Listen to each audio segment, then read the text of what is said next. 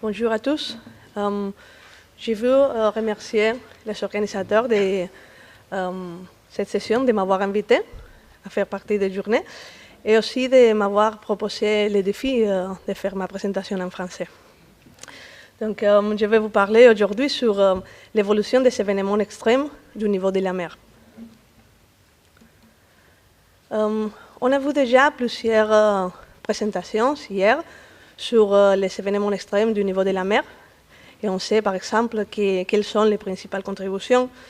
Les marées astronomiques, c'est un, c'est très important. Les cycles saisonniers aussi. Et ce qu'on appelle ici les bas fréquences, dans ce papier de Marc Merrifield et collègues récents, qu'on peut appeler aussi les niveaux moyens de la mer. Et finalement, les hautes fréquences, c'est la même chose qu'on dit les surcotes. D'accord? On est intéressé à voir quelle est l'évolution temporelle précisément de cette partie-là, de les surcotes. Quand on voit tous les niveaux extrêmes, toutes les observations, et on fait une tendance linéaire, on observe qu'en fait, il y a des tendances linéaires normalement positives partout. Mais si on enlève le niveau moyen de la mer, on se trouve que la plupart de ces tendances, ils deviennent non significatifs. Ça veut dire que les événements extrêmes du niveau de la mer, ils sont liés aux montées du niveau moyen de la mer. Donc, on se pose la question de est-ce qu'il y a aussi un changement de cet événement extrême qui ne sont pas liés au niveau moyen de la mer? Il paraît indiquer ici que la réponse est non, mais ça veut dire vraiment que les modèles linéaires, peut-être, ce n'est pas les meilleurs modèles pour décrire comment sont ces changements. D'accord? Les indices qu'on a sont très pauvres. En fait, les derniers rapports de l'IPCC, il dit clairement qu'il n'y a pas suffisamment confiance dans les tendances de les tempêtes qui sont à l'origine de cette surcote. Donc, on était motivés par cette question et on a vu qu'il y a des différentes méthodes pour explorer quels sont les changements dans les niveaux extrêmes. Il y a des méthodes, par exemple paramétriques. On a vu déjà qu'une façon de trouver comment sont les distributions des extrêmes, c'est d'utiliser une distribution théorique et avec les données, ajuster les données empiriques à une distribution théorique. Et comme ça, si la distribution théorique a quelqu'un paramètre qui peut évoluer avec le temps, comme ça, on aura comment évolue la distribution avec le temps. Ça, c'est une méthode paramétrique.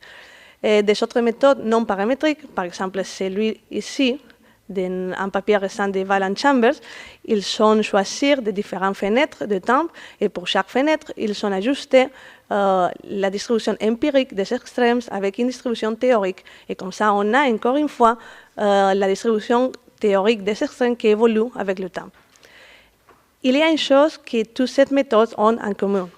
Et ça, c'est que tout se base sur la maximisation de la fonction de vraisemblance. Et ça peut marcher ou ne peut pas marcher, ça dépend vraiment des données qu'on a. Il ne peut pas converger, surtout si on a très peu de données. Et ça, c'est précisément le cas des événements extrêmes, parce que par définition, ils sont des événements rares. D'accord? Donc, ça, c'est la motivation pour ma présentation. Et ici, je vais commencer. Qu'est-ce que c'est le travail qu'on a fait dans ce contexte? Je vais commencer pour vous présenter comment sont les données qu'on a utilisées et les contrôles de qualité, que c'est très, très, très important quand on utilise des séries longues. Et après, un peu de méthodologie, quelques mots. On ne va pas aller au détail parce que je crois que je ne vais pas avoir le temps. Mais si vous avez des questions, j'ai quelques équations préparées pour les répondre. Et je crois que c'est plus intéressant de passer aux résultats. Je vais vous montrer comment sont les changements pour les intensités des extrêmes et aussi pour les occurrences des extrêmes. Et comme tous les deux, il montre une cohérence à la grande échelle spatiale. Et après, finalement, quelques conclusions. Donc, quelles sont les données qu'on a utilisées?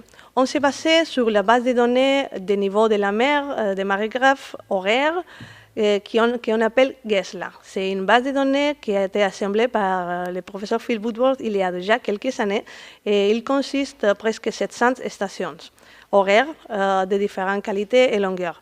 On a choisi les stations qui sont plus longues de 50 ans et avec une complétude raisonnable, 70%, et il nous reste 123 stations. Et après, on a enlevé les marées astronomiques, les cycles saisonniers, le niveau moyen de la mer, et pour chacune de ces stations, on a fait un contrôle visuel de qualité très long, très tedieux et très détaillé. Et pourquoi? C'est une passe longue, mais c'est basique, c'est très important. Parce que si on ne le fait pas, on trouve des choses comme ça, par exemple. Ça, c'est à Brest. Et cette ligne-là montre les résidus après avoir enlevé les marais, les niveaux moyens et tout. Et on trouve même un signal qui est clairement associé à la marée. Ça, c'est un problème de l'horloge, des marégraphes. D'accord? Si on ne le voit pas, on prend ça comme un extrême. Il n'y a pas d'extrême ici. Il faut l'enlever à main. Des autres choses qu'on peut trouver, par exemple, sont tsunamis. Ça, c'est un vrai extrême, mais ils ne sont pas liés à l'origine, les forces atmosphériques. Donc, on n'est pas intéressé parce que les tsunamis, ils suivent, ou peut-être ils suivent une autre distribution. Et on peut trouver un cas comme celui-là. Ça, c'est un vrai extrême. Ça, si on ne les voit pas bien, on peut les confondre avec un spike. Mais c'est un vrai extrême. C'est Hurricane Ike à la côte du Texas. Donc, il faut les garder. D'accord? Finalement, on a enlevé toutes les séries pour lesquelles ils n'ont pas la qualité qu'on voudrait. Et on a resté avec 77 séries qui sont distribuées globalement. Et ici, globalement, vous dire la plupart des séries, pour des raisons historiques qu'on a déjà discutées, sont aux côtes européennes et de l'Amérique du Nord. Mais c'est ce qu'on a et il faut travailler avec ça. Après, pour chacun de ces séries, on a fait deux échantillonnages différents. Un pour les intensités des extrêmes et un autre pour les fréquences des extrêmes. Pour les intensités, on a choisi les 5 valeurs les plus grandes pour chaque année. Et je parle toujours de les surcotes. On n'oublie pas qu'on a déjà enlevé les marées et tous les niveaux moyens. Et pour la fréquence, on a compté les numéros d'événements qu'il y a chaque année et qui ont surpassé un certain threshold. D'accord? On a utilisé 3 parce qu'il peut arriver que les événements les plus forts, il a un comportement différent que les événements modérés. D'accord? Et on a analysé les deux sets de données d'une façon différente. On se base sur une approche bayésienne pour les deux bases de données qu'elle s'appelle, je ne sais pas comment ça s'appelle en français, c'est State Space Models. D'accord? Ça consiste en une série d'observations, c'est là, qui sont liées à une série d'états qui ne sont pas observés. Et ils sont liés par des équations. Une équation d'état qui décrit les comportements des états et une équation d'observation qui décrit ou qui lie les observations avec les états. D'accord? Ça, c'est très, très générique. Je ne vais pas aller au détail. Mais simplement, je veux dire que l'objectif, c'est d'avoir la probabilité des états si on a les observations, toutes les observations. Mais quels sont ces états? Bon, ça dépend des systèmes qu'on veut étudier. Par exemple, pour nous, les états de la intensités, ils sont associés à les fonctions de distribution. On a vu déjà quelques exemples avec la fonction de Pareto. Moi, j'utilisais la fonction Jeff, mais c'est équivalent, c'est la même chose. Il y a ces fonctions en des paramètres. Notre état, ça sont 7 paramètres. Donc, on va avoir 7 paramètres, l'évolution temporelle de... l'évolution temporelle de 7 paramètres avec les données. Et on calcule aussi les incertitudes parce que c'est une probabilité. D'accord? Et par contre, pour les occurrences, la loi qu'ils suivent, c'est une loi des Poisson. Donc, l'exposant des Poisson, c'est notre état. D'accord? Comme je dis, je crois que c'est plus intéressant de voir les résultats. Et ça sont... oui, j'ai oublié, les avantages. Il y a 2 grands avantages de cette méthode en front de la maximisation de la fonction de vraisemblance, à part de la robustesse, c'est très robuste. On ne fait aucune assumption sur la variabilité temporelle. D'accord? A priori, il est inconnu. Et on peut avoir des séries qui ne sont pas complètes et qui ne sont pas distribués de la même façon dans le temps. Et ça, c'est le type de résultats qu'on a. Ça, c'est pour l'intensité des extrêmes. Les points noirs indiquent les extrêmes pour différentes séries dans différentes régions.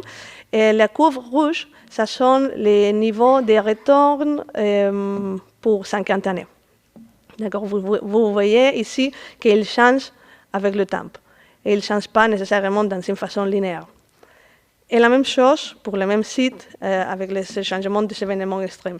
On peut voir qu'il y a une évolution temporelle dans chaque série pour l'occurrence de cet événement extrême.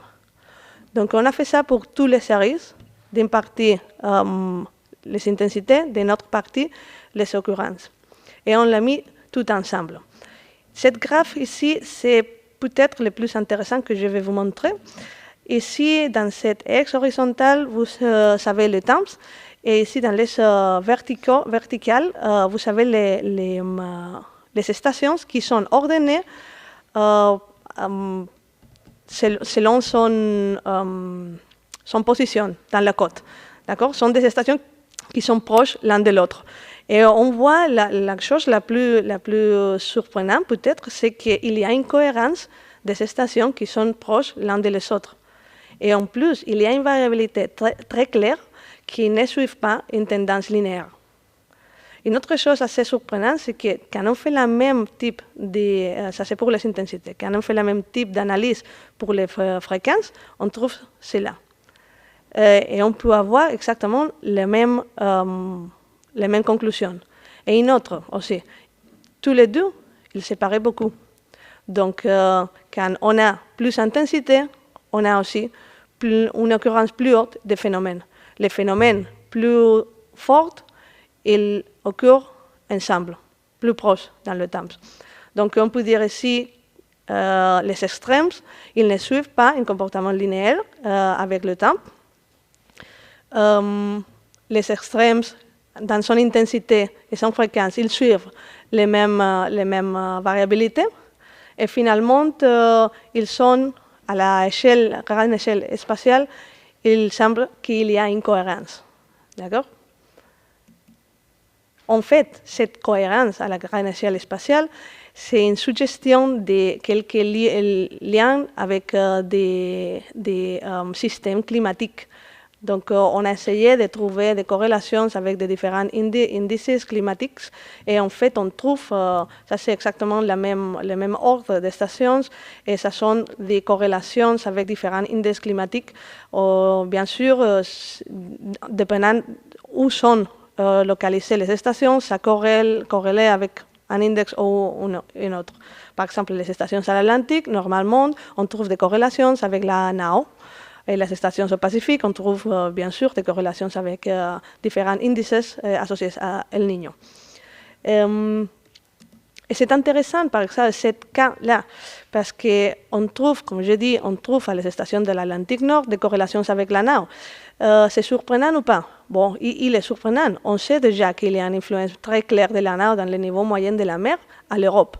Mais on sait déjà aussi qu'il n'y a pas une influence claire de la NAO à le niveau moyen de la mer à la côte de l'Amérique. Mais ça, est-ce que c'est vrai pour le niveau de la mer moyenne? Ce n'est pas vrai pour les événements extrêmes. En fait, quand on voit l'évolution de surcôte, on voit que dans les deux côtes de l'Atlantique, ils suivent la NAO.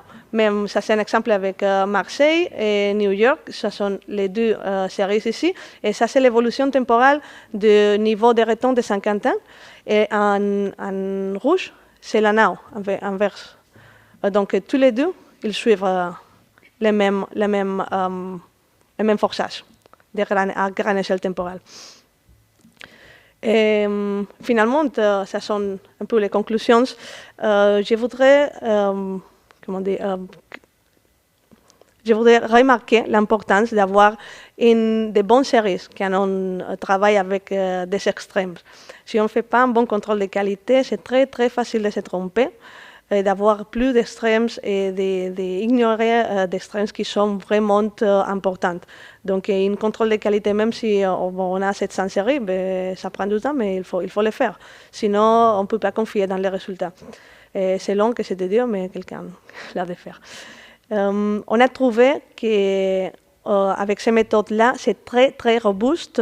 J'ai beaucoup d'exemples, c'est très robuste pour trouver l'évolution dans un système où il y a très peu d'informations, comme sont les événements extrêmes. Et on a aussi les incertitudes. Avec ça, on peut dire que les changements dans l'intensité et la fréquence des extrêmes, ils varient, ils suivent une évolution cohérente. On peut traduire ça. Beaucoup plus d'extrêmes, ça sera plus fort. Et finalement, les extrêmes, on trouve aussi qu'il y a une cohérence à la grande échelle spatiale.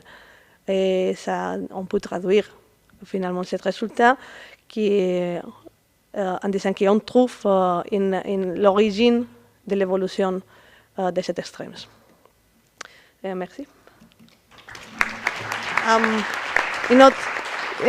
Finalement, tous ces résultats sont déjà publiés et vous pouvez avoir des détails dans ce papier-là. Merci beaucoup Martin et bel effort d'avoir fait cette présentation en français.